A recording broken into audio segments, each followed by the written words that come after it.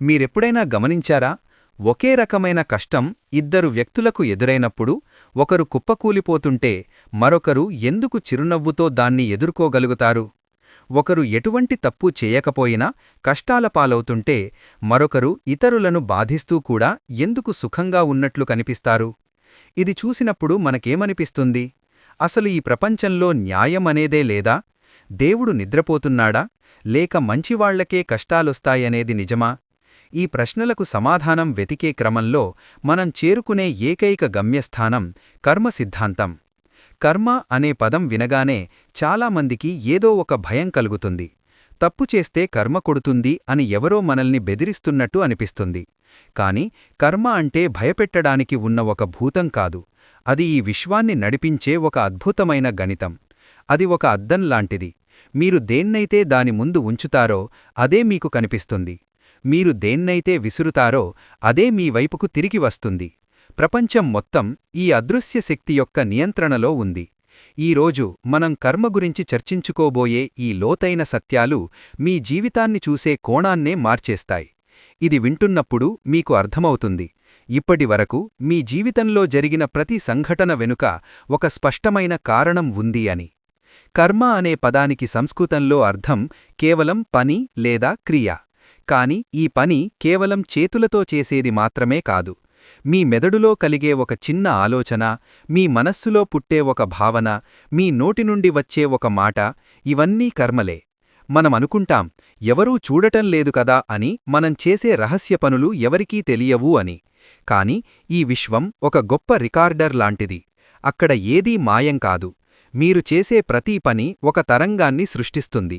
ఆ తరంగం ఈ విశ్వం మొత్తం ప్రయాణించి సరిగ్గా ఏ మూలం నుండైతే బయలుదేరిందో అదే మూలానికి తిరిగి చేరుకుంటుంది.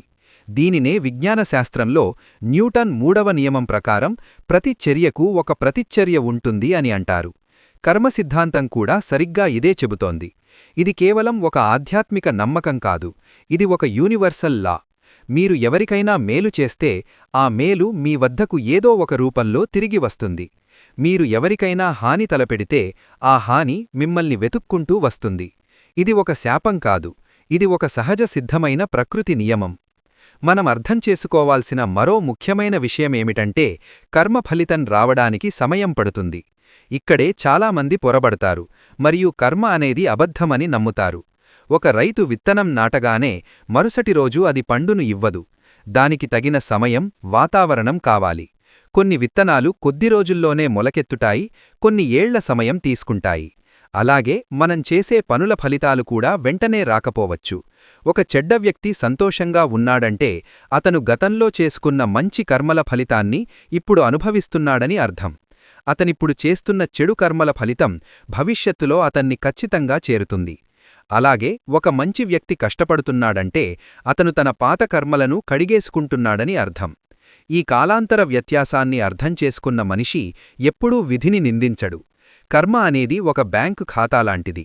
మీ ఖాతాలో ఎంత పుణ్యముందో, ఎంత పాపముందో మీకు తెలియకపోవచ్చు, కాని ఆ లెక్కలు మాత్రం అత్యంత ఖచ్చితంగా ఉంటాయి.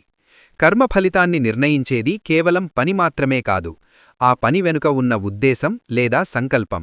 ఇది అత్యంత లోతైన సత్యం. ఇద్దరు వ్యక్తులు ఒకే పని చెయ్యవచ్చు, కానీ వారి కర్మ ఫలితాలు వేరువేరుగా ఉంటాయి. దీనిని ఒక ఉదాహరణతో చూద్దాం. ఒక డాక్టర్ రోగిని బతికించడం కోసం ఆపరేషన్ చేస్తాడు, కానీ దురదృష్టవశాత్తు ఆ రోగి చనిపోతాడు.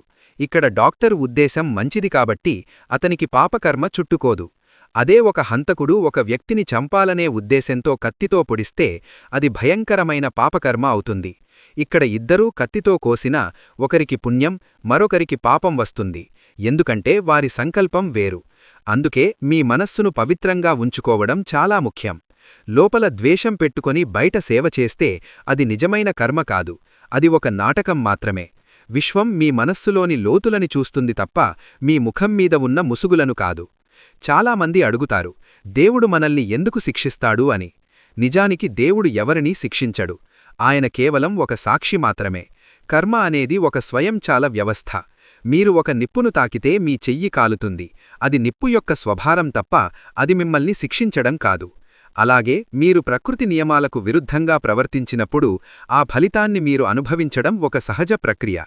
కర్మ సిద్ధాంతం మనల్ని భయపెట్టడానికి లేదు, అది మనల్ని బాధ్యతాయుతమైన వ్యక్తులుగా మార్చడానికి. నేను చేసే ప్రతీ పనికి నేనే బాధ్యుడుని అని తెలిసినప్పుడు మనిషి తప్పు చేయడానికి భయపడతాడు, ఎదుటివారికి హాని తలపెట్టడానికి వెనకాడడు. కర్మ అనేది ఒక క్రమశిక్షణ, అది మనల్ని మనమే సరిదిద్దుకునేలా చేస్తుంది. మీ జీవితానికి మీరే శిల్పి అని ఈ సిద్ధాంతం మనకు గుర్తుచేస్తుంది. మనం మన కర్మలను ఎలా కడిగేసుకోవాలి? జరిగిన దాన్ని మనం మార్చలేము కాని కొత్తగా వచ్చే కర్మలను సానుకూలంగా మార్చుకోవచ్చు. ఎప్పుడైతే మీరు ఒక తప్పును గుర్తించి పశ్చాత్తాపపడతారో అప్పుడే ఆ కర్మ యొక్క బలం తగ్గుతుంది. ఎదుటివారిని క్షమించడమనేది కర్మను తుడిచివేసే అతిపెద్ద ఆయుధం. మీరు ఎవర్నైనా ద్వేషిస్తున్నంతకాలం మీరు వారితో కర్మ ద్వారా బంధించబడి ఉంటారు. ఆ ద్వేషం మిమ్మల్ని మళ్లీ మళ్లీ వారి దగ్గరకు తీసుకువస్తుంది. ఎప్పుడైతే మీరు మనస్ఫూర్తిగా క్షమిస్తారో అప్పుడు ఆ కర్మబంధం తెగిపోతుంది, మీరు స్వేచ్ఛను పొందుతారు. అలాగే నిష్కామకర్మ అంటే ఫలితాన్ని ఆశించకుండా బాధ్యతగా పనిచేయడం వల్ల కొత్త కర్మలు మనకు అంటుకోవు.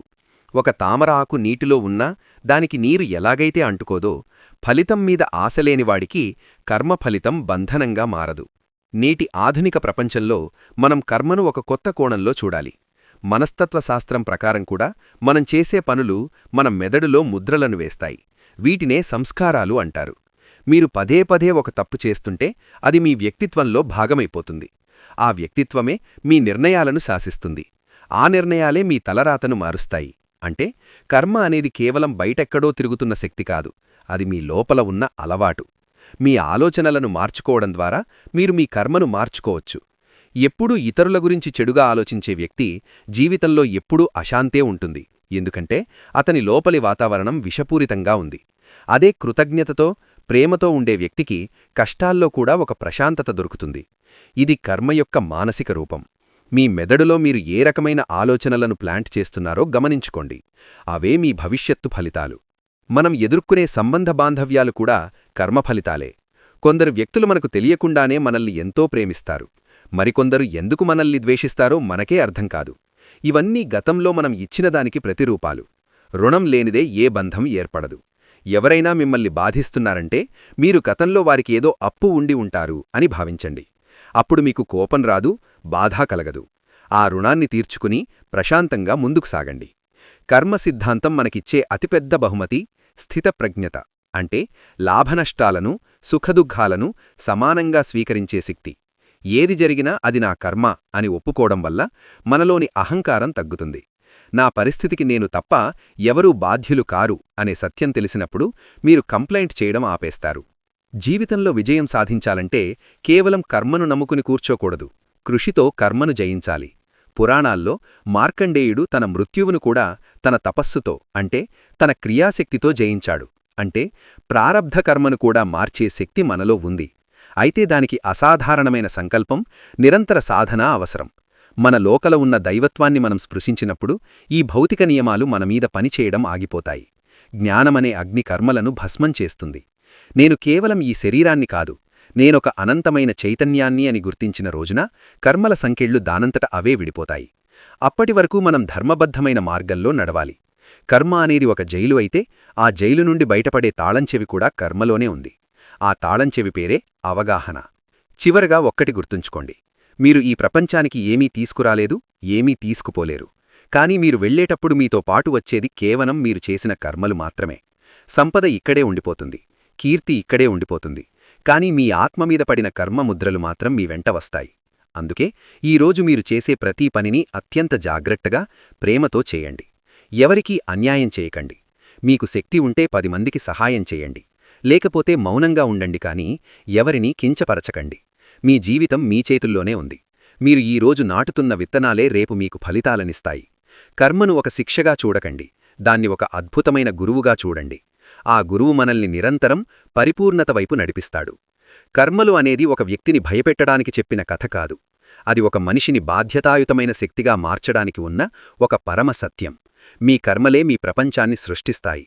అందుకే మీ ఆలోచనలను గొప్పగా ఉంచుకోండి, మీ పనులను పవిత్రంగా ఉంచుకోండి. ఈ విశ్వం ఒక గొప్ప ప్రతిధ్వని. మీరు ఏది ఇస్తే అది తిరిగి వస్తుంది. మంచితనాన్ని పంచండి, మంచితనం మిమ్మల్ని వెతుక్కుంటూ వస్తుంది. కర్మ గురించి ఈ స్పష్టత మీ జీవితంలో ఒక గొప్ప వెలుగును నింపుతుందని నేను ఆశిస్తున్నాను. గతాన్ని వదిలేయండి, భవిష్యత్తు గురించి భయపడకండి.